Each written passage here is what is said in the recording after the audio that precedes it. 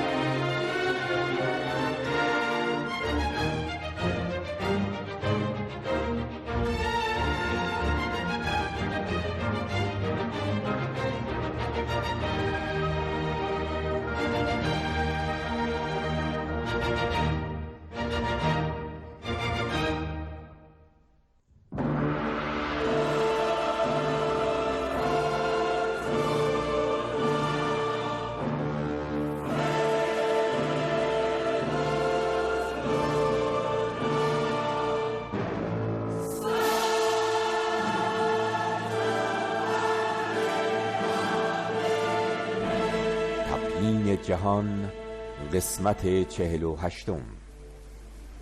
سازگاری و عدم تناقض معیار تفکر منطقی. عمل تاریخی آزمایشگاه نهایی حقانیت تبیینات فلسفی.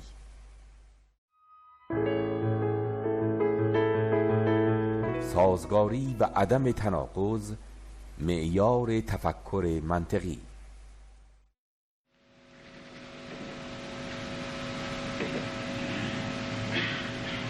تعریف‌های کوتاهی از منطق کردیم و بعد یه پرانتز باز کردیم که دعواهای تاریخی هست بین دو تا منطق که به نظر ما هر کدوم از اینها قلمرو خاص خودشون رو دارند که اگر از اون قلمرو خارج بشند، مطلقاً بر هر چه که هست و نیست تعمیم داده بشند، خودشون اسباب اشتباه خواهند شد.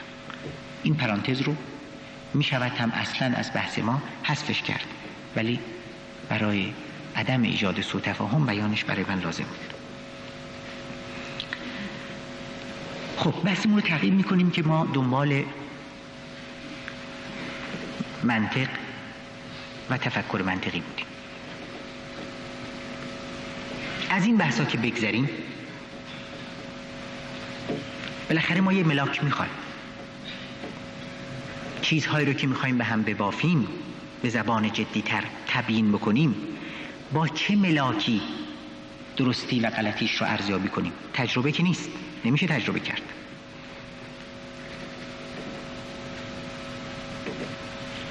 ملاک رو اجازه بدین در همینجا در بیاریم که بعد جر و بحثی بر سر نتیجه گیری ها نداشته باشه. و اون سازگاری، عدم تناقض به عنوان معیار تفکر منطقی است در بحث ما. خب پس در یک کلمه سازگاری که قبلا هم اشاره بهش کردیم، سازگاری یعنی چی؟ یعنی عدم تناقض. تناقض با تضاد فرق داره.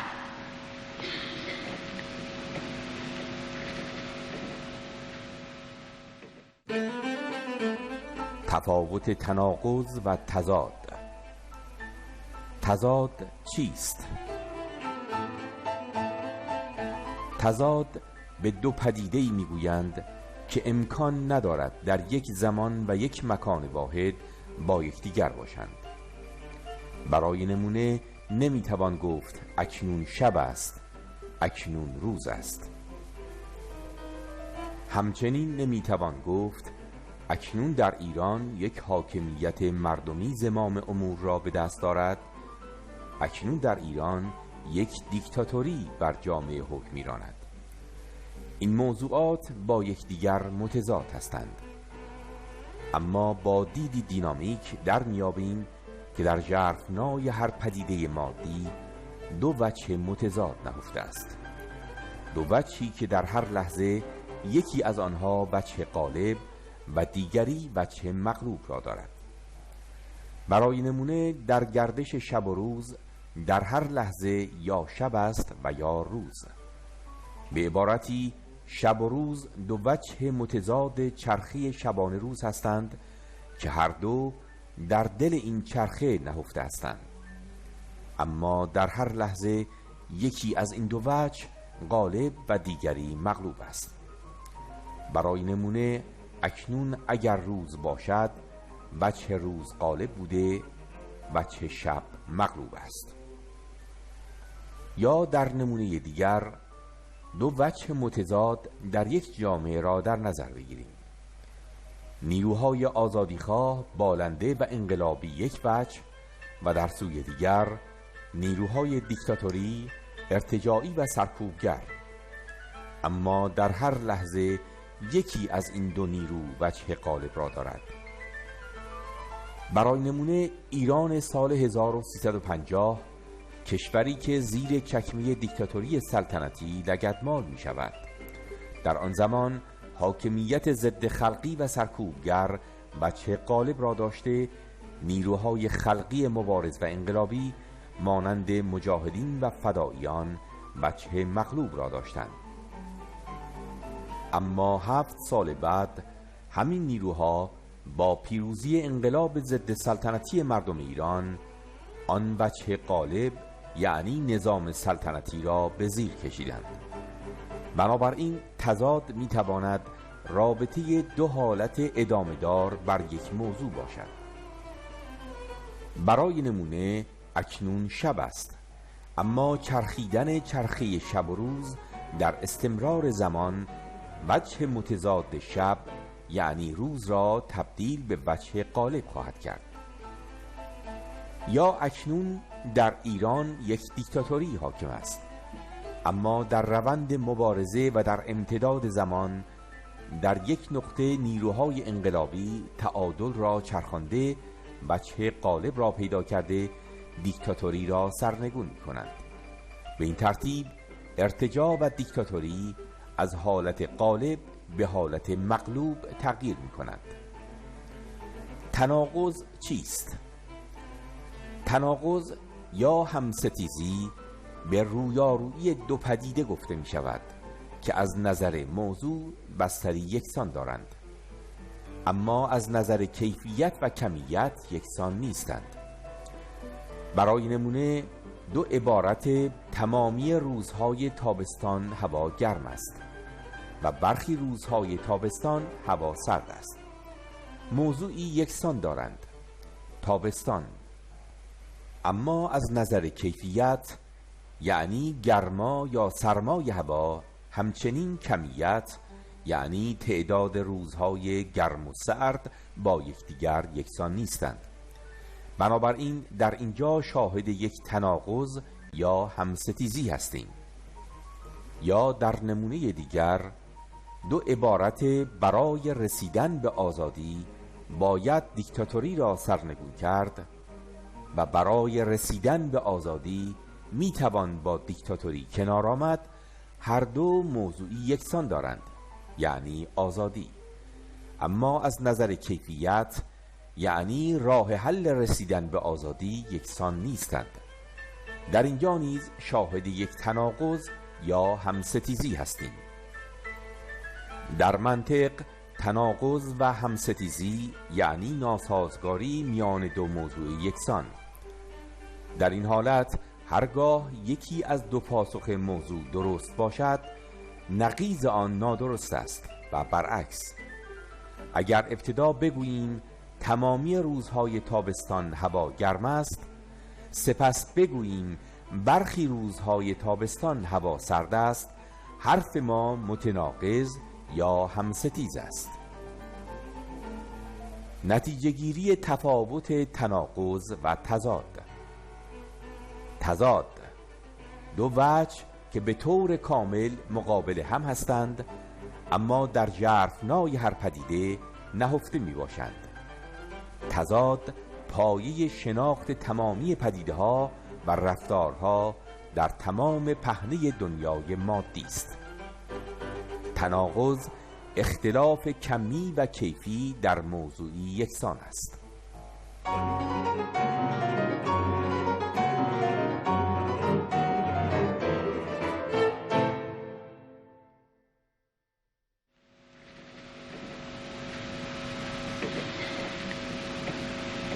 عدم تناقض توی حرفامون، توی اون چیزهایی رو که میخوایم منسجمش بکنیم، این نشانه منطقی بودن در یک دستگاه نظری و در مجموعه حرفا. یعنی یک دستگاه فلسفی بایستی سازگاری داشته باشه، چه در رابطه با درون سیستم، چه درون سیستم با بیرون سیستم، با واقعیات. قبلا هم اشاره کردیم دستگاه نظری ناب تحققی و پوزیتیویست در درون خودش شاید با تناقضی مواجه نبود، اما همین که راه میافتاد، حرکت میکرد، توی جریان عمل برخورد میکرد با واقعیات، اونجا تناقضها آشکار میشد، یکی بعد از دیگری.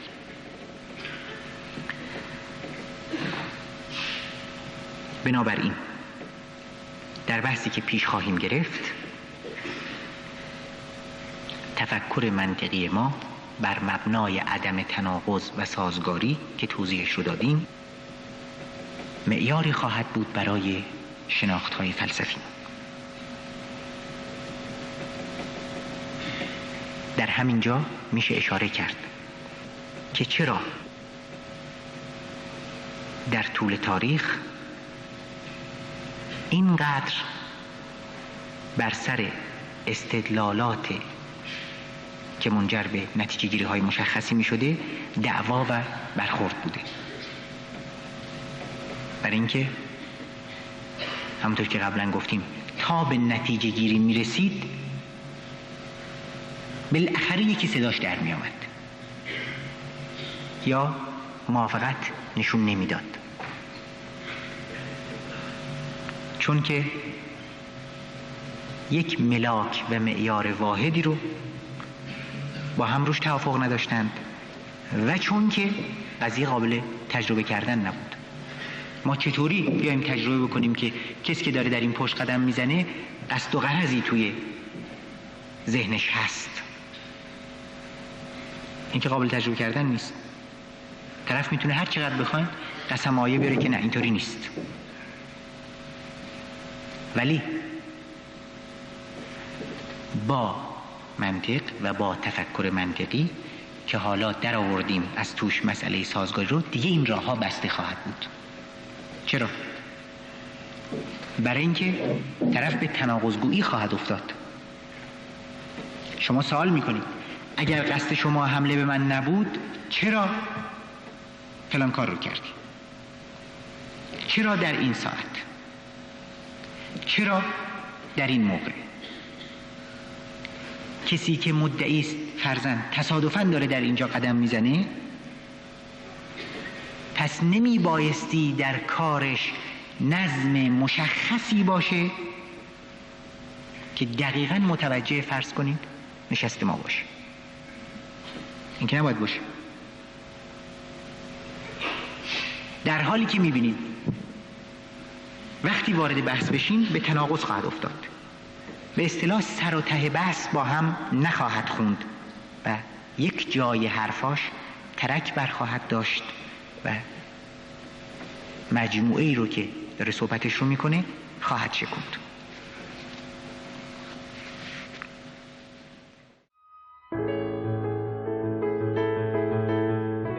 عمل تاریخی آزمایشگاه نهایی حقانیت تبیینات فلسفی.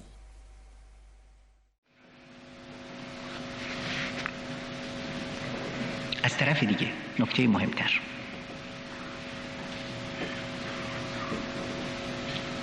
نباید فکر کنیم که فقط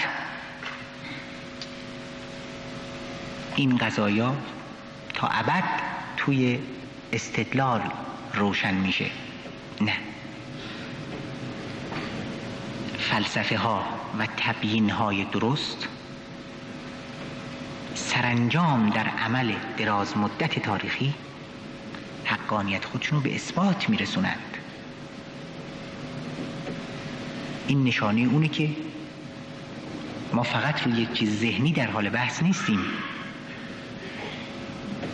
ولو این که مطلب الان برای ما قانع کننده نباشه، دست آخر در عمل دراز مدت، یعنی در توی تاریخ، خودش رو به اثبات خواهد رسوند.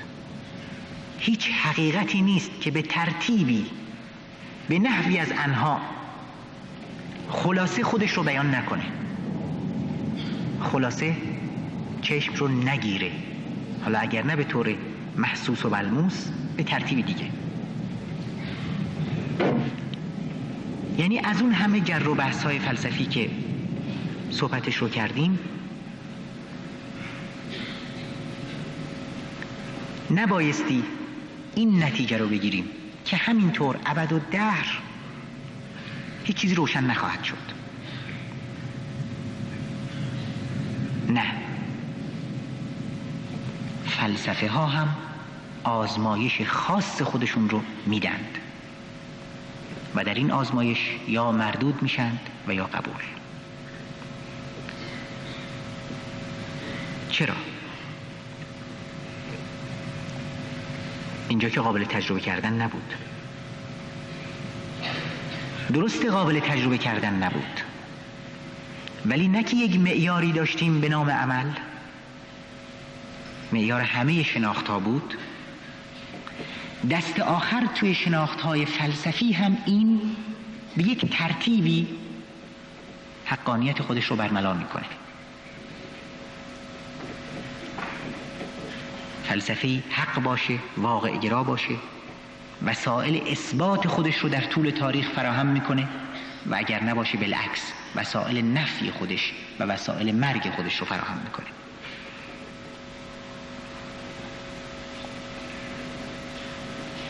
آزمایش فلسفه ها چطور هستند؟ چطور در عمل تاریخی حقانیت خودشون رو به اثبات میرسونند؟ و چرا؟ یک دلیل خیلی ساده: اگر واقعیتی هست، اگر حقیقتی هست، بالاخره یک جایی اثر خودش رو خواهد گذاشت. مثال بزنیم.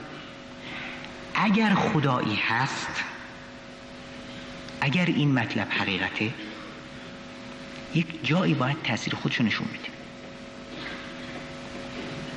تأثیرش رو ممکنه یک نفر بگه که خب همیشه نشون میده. بله همیشه نشون میده، اما باز هم به نحو مشخص‌تر، به نحوی که برای ما هم که نشستیم بحث میکنیم دیگه قانع کننده باشه، دیگه بحث رو خاتمه بده.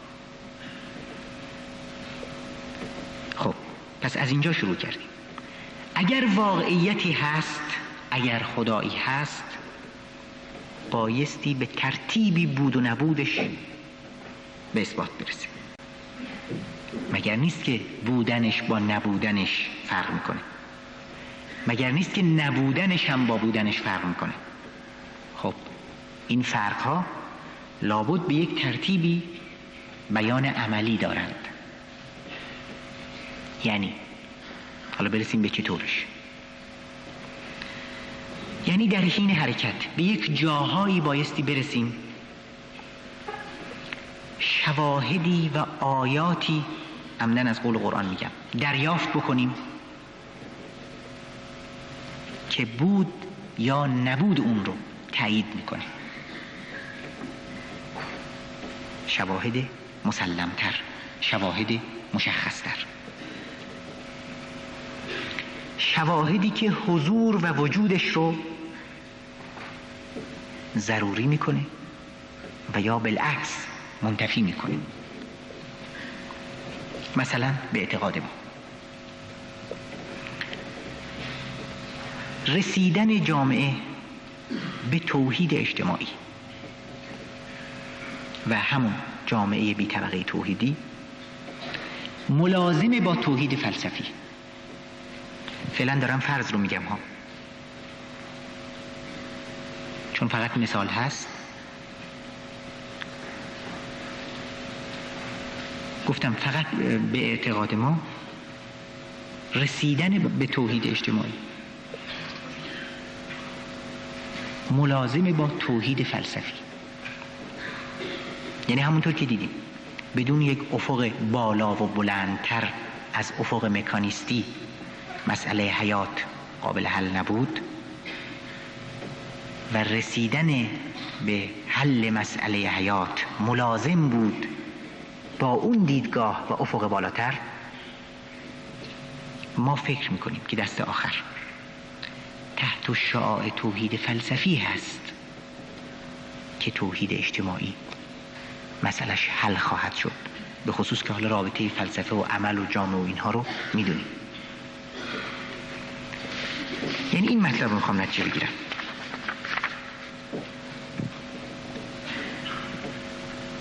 که هرچی میریم جلوتر فلسفه ها هم به ترتیبی در عمل، منتها عمل دراز مدت تاریخی، شواهد مسلم بیشتری در تأیید یا در نفیشون به منصه ظهور خواهد رسید. حالا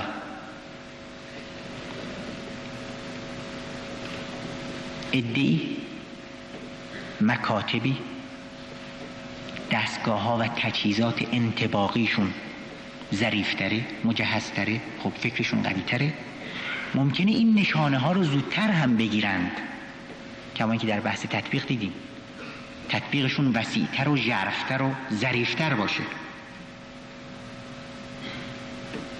ولی این بحثی که ما کردیم که در عمل دراز مدت هم آزمایش میدن، یعنی حتی برای ما مردمان عادی و برای تاریخ عادیمون و در سطح عادی تفکر و شناخت و اقناعمون هم چنین خواهد بود که در دراز مدت شواهدی هرچه بیشتر در نفی یا در اثبات اون چیزی که بهش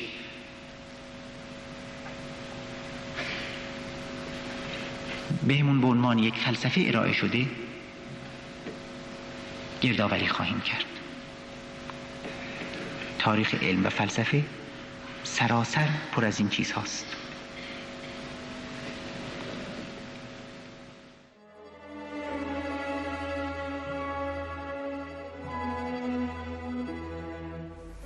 یک نمونه دیدگاه اسکولاستیسم در بوته آزمایش تاریخ.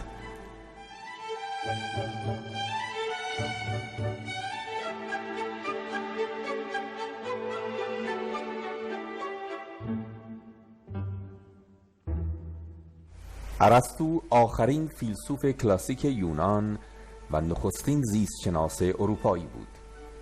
یکی از باورهای ارسطو این بود که هر پدیده در طبیعت استعداد آن را دارد که صورت ویژه‌ای را از قوه به فعل درآورد.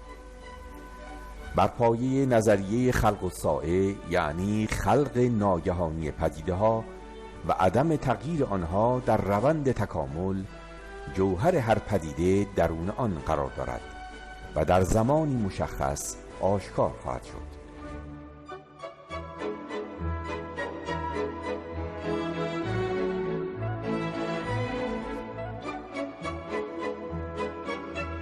ارسطو در این اندیشه بود که جوهر همواره توان آن را دارد که صورت ویژه‌ای را تحقق بخشد. میتوان گفت همواره در تکاپوس چیزی را از قوه به فعل درآورد.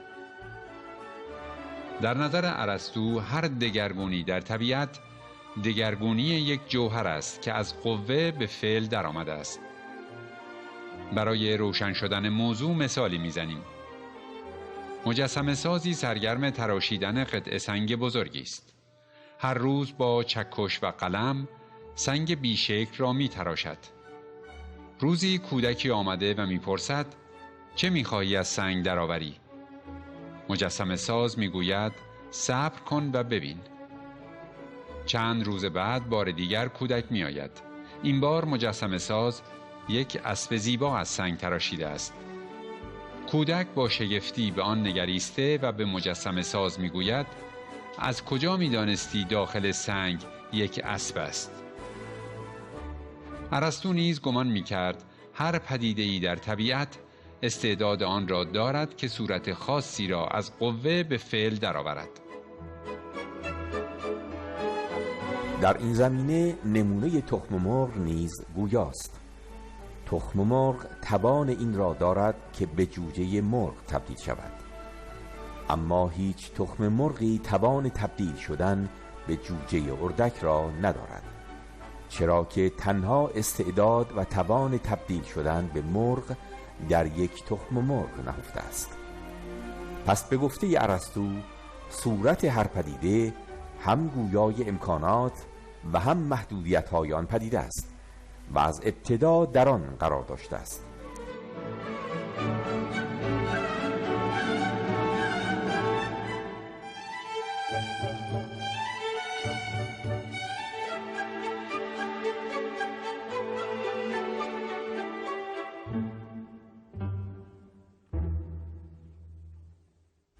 همچنین ارسطو حرکت پدیده ها در جهان را در چارچوب علت و معلولی میدید، یعنی چرخ این جهان به حرکت در آمده پدیده های بعدی را حرکت میدهد و هر پدیده علت حرکت پدیده یا رخداد بعدی می شود.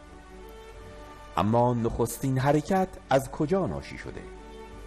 علت اولیه چیست؟ ارسطو آن ضربه نخستین به چرخ جهان را ضربه خدا می دانست. این خدای ارسطو بود. از این رو دیدگاه ارسطو به جهان یک دیدگاه ایستا بود، یعنی تغییری از درون پدیده ها نمی دید، بلکه بر اساس دیدگاه او هر حرکتی در تاریخ و تکامل وجود دارد به خاطر یک عامل و علت خارجی است. مجموع باورهای ارسطو دیدگاه اسکولاستیسم را پایگذاری کرد، دیدگاهی که حدود 1000 سال از سال 400 تا 1400 میلادی بر جهان حکم فرما بود. اما هنگامی که مرکب دانش و فرهنگ بشر یورتمه کنان به پیش رفت، در سده 16 میلادی دوران جدید نمایان شد، دورانی که خط پایان بر دوران سیاه سده‌های میانه کشید، دورانی نو، شکوفا، همراه با پیشرفت. به علتهای سیاسی و عقلی ترکیب فلسفه قرون وسطی به هم خورد. این ترکیب تا زمانی که اجزایش تمام و مرتب بود، هر چیزی که مورد توجه این دستگاه قرار می گرفت با وضعی دقیق و سایر محتویات جهان نامتناهی آن دستگاه در نظر گرفته می شد، یعنی بدون نقص انگاشته می شد.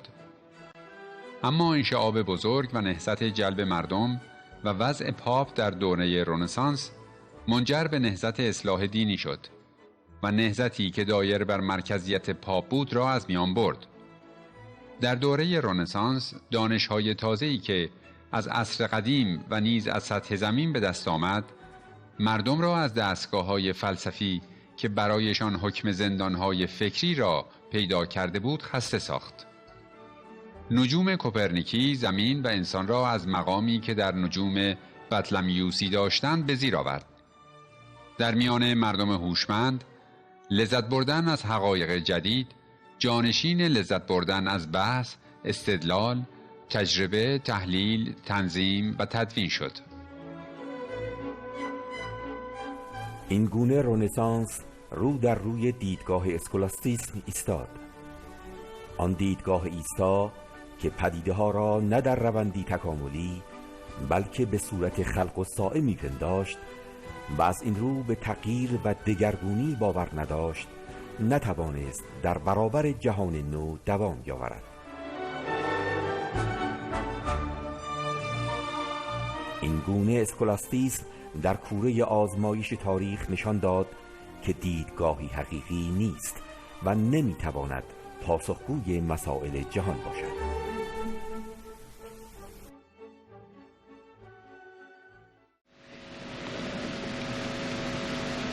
کما اینکه امروز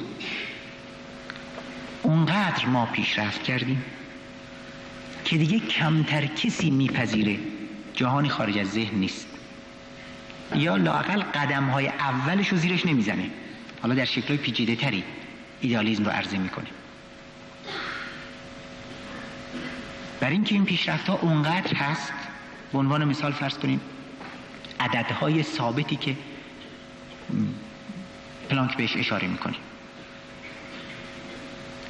در فیزیک یا در علوم مختلف، یک اعداد ثابتی مثلا برای پخش و انتشار انرژی هستند که از روش به سادگی میشه به این نتیجه رسید که دیگه این عدداری که ذهن ما نساخته. اگر ذهن ما ساخته بود چرا مثلا 4 برابر بیشتر یا کمترش نکرد؟ و از روش نتیجه فلسفی میگیرن که نه، جهان خارج از ذهن واقعیت داره. یعنی نتیجه مستدل.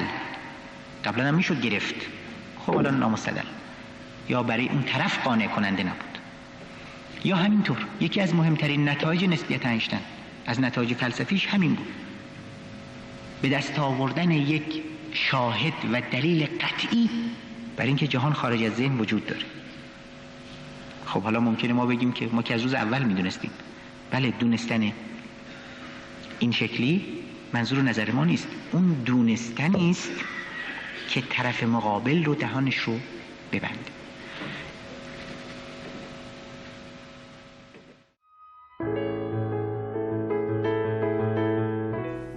مروری بر مجموعه بحث منطق.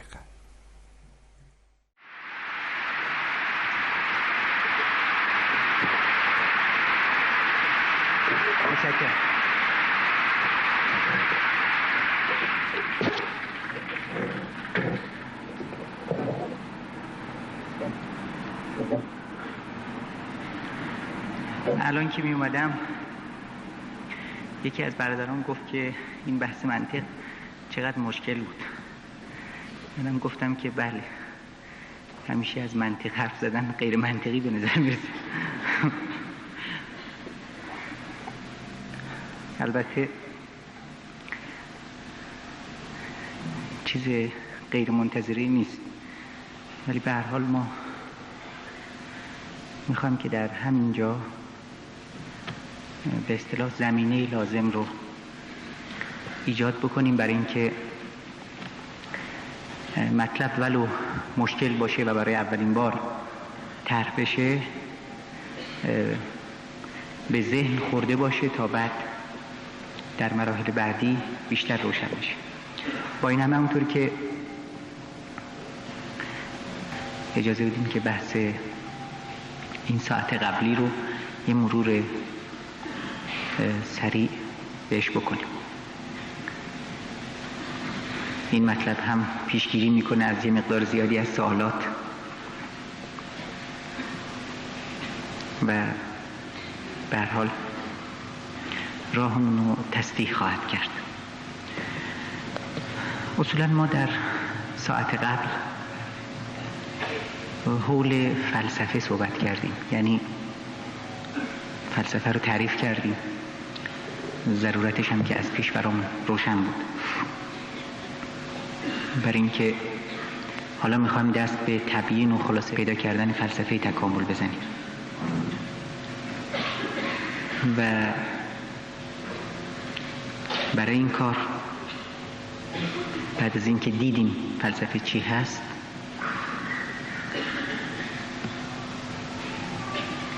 سراغ این رفتیم که خب از چه طریق به فلسفه درست دست پیدا خواهیم کرد. فرض کنیم به عنوان مثال یک مأمور راهنمایی سر چهارراه ایستاده و ما نمیدونیم که فلسفه ایستادنش در اینجا تأمین نظم ترافیک و عبور و مرور هست.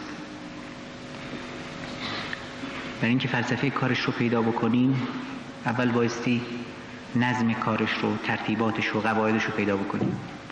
مثلا هر روز میاد در همونجا میسته، حرکات به خصوصی رو انجام میده و الی آخر. گفتیم خب چطوری فلسفه رو پیدا میکنن یا چطوری اون شواهد و دیده ها و شنیده ها رو به هم میبافند تا به نتیجه گیری درستی برسیم. دو تا شرط داشت. یکی این که بافتنمون یه بافتن منطقی باشه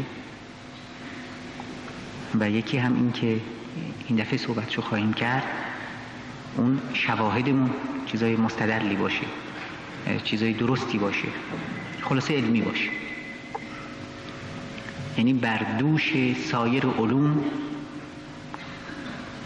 بردوش علم به طور کلی، بردوش شواهد و مدارک و تجارب مستند و موثق، این به هم بافتن منطقی رو بایستی انجام بدیم. و در بحثی که ما داریم تا اونجایی که برای ما لازم هست گفتیم که معیار منطقی بودن از منطقی نبودن در یک کلام سازگاری حرفامون هست، اینکه حرفامون دچار تناقض نباشه. برای اینکه مثلا فرض بکنیم که این توضیحات چرا لازمه؟ برای اینکه فرضاً ما میخوایم نتیجه بگیریم از جریان تکامل که خدایی هست یا خدایی نیست. خب همینطوری که نمیشه نتیجه گرفت. این نتیجه گیری ها بایستی نتیجه گیری های مستدلی باشه. میخوایم وارد بشیم به تبیین مثلا ماتریال دیالکتیکی وجود. بیا ببینیم که ماتریالیست های دیالکتیک چی میگن. یک تبیینی رو میخوایم روش کار بکنیم، رد بکنیم یا بپذیریم. فرضاً ببینیم که هگل چی میگه یا قرآن چی میگه. برای ارزیابی این تبیین ها بایستی به اصطلاح منطق مجهز باشیم. منطق هم فعلا در حد مورد نیاز ما اینه که سازگار باشه حرفا با هم و با علم قطعی و یقینی و موثق البته. و این قسمتش رو که منطق چی هست و ضرورت تجهیز به سلاح منطق برای نتیجه گیری های درست فلسفی، این رو صحبت کردیم و حالا میخوایم بریم سر پایه علمی حرفا. لزوم این بحث از کجاست؟ همونطور که گفتم بازم تکرار میکنم، برای مواجهه و ارزیابی تبیینات مختلفی که از حالا به بعد واردش خواهیم شد. خب این چکیده بحثمون بود. اما فکر میکنم اونجایش که طبیعتاً مقداری مشکل هست و پیچیده، توضیح خود منطق. فرض کنیم منطق مثل عینک، عینکی که از پشتش اشیا رو میخوایم ببینیم. خب رنگ‌های مختلفی عینک ها میتونن داشته باشه، مثلا سفید باشه، سیاه باشه، قهوه‌ای باشه و الی آخر. منطق‌هایی هم که ما باهاش نگاه میکنیم به اشیا، به جهان، به رویدادها، منطق‌های مختلفی هستند که دوتاش رو که مهمترین و اساسی ترینش هست اینها رو اسم بردیم. یکی منطق سوری بود، منطق ارسطویی بود و یکی منطق دیالکتیکی. منطق سوری بر اساس این سه پایه نگاه میکنه، یعنی اشیا رو در سکون، غیر مرتبط با هم و هویه به اصطلاح بدون تضاد نگاه میکنه. خب این یه منطق و بر اساس همین نگرش هست که مثلا فطرت انسان رو تغییر ناپذیر میدید. مثلا به تبدل انواع در جریان تکامل جانوری که دیدیم اعتقاد نداره. مثلا همیشه فقر و ثروت رو ایستا و ساکن نگاه میکنه. این یه مطلب. منطق بعدی منطق دیالکتیکی بود که صحبتش رو کرد، که در حقیقت گفتیم فی الواقع شناسنامه ماده است. اشیا رو همیشه در حال حرکت، چون ماده همیشه در حال حرکت، در حال تأثیرپذیری و متضاد میبینه. از ذره اتم گرفته همیشه بار مثبت و منفی با هم همراهند تا توی جامعه. خب تا اینجاش هم که روشن است. نکته‌ای که فکر میکنم بایستی پیچ اصلی ذهن در اونجا باشه اینه که اشاره کردیم که و لازم هم بود اشاره بکنیم برای که سوء تفاهم ایجاد نشه بعداً، که ما با کدوم عینک میخوایم ببینیم. نکته ما فقط این بود که نمیشه یک عینک رو گرفت و فقط به فقط همون رو هر جا بر سر هر چیز. چطور؟ دیدیم که منطقی که اشیا رو بدون تضاد میدید یا ساکن مطالعه میکرد در عمل به چه اشکالاتی منجر میشد. این بود که گفتیم نبایستی مطلقش کرد. به زبون ساده تر با منطق ارسطویی نمیشه به دیدن و به مطالعه اشیاء مادی، اشیاء عینی و در حال گذار رفت. همینطور گفتیم منطق دیالکتیکی رو هم نبایستی مطلق کرد. منظور از مطلق کردن یعنی همیشه و هر کجا و در همه جا تعمیمش داد. نه، تا اونجایی که صحبت از ماده است. بله، بازم اگر بخوام مثال بزنم که فرض بکنین در مطلق کردن منطق دیالکتیکی در کجا به اشکال برمیخوریم، مثلا اینجاست. اگر ما هست و نیست جهان رو دیالکتیکی بهش نگاه بکنیم، پس هر چیزی ضد خودش رو با خودش داره. فرض بکنیم، هنوز ما وارد بحث نشدیم، خدایی هم باشه، مطابق این منطق بایستی ضد خودش هم داشته باشه. یعنی به یک دوالیزم، به یک ثنویت یا دوگانگی برخورد خواهیم کرد، در حالی که وقتی ما اصالت رو دادیم به یگانگی در جهان و به وحدت و به توحید، معناش اینه که تضادهای دنیای مادی رو هم در متن و در چارچوب کلی وحدت مطالعه میکنیم. اگر محض دیالکتیک، نفس دیالکتیک رو بگیریم به ذات، پس بایستی چون قانون اساسیش هم قانون تضاد هست همه چیز رو متضاد ببینیم. خب ما که هنوز وارد بحث نشدیم که ببینیم خدایی هست یا نیست و اصلا وارد بشیم که در منطق تکاملی بودن خدا اصلا به چه معناست. برای این که به اصطلاح راه باز بمونه، ناگزیر در اینجا گفتیم که هیچ کدوم از این عینک ها رو نبایستی گفت که فقط به فقط همین. از قضا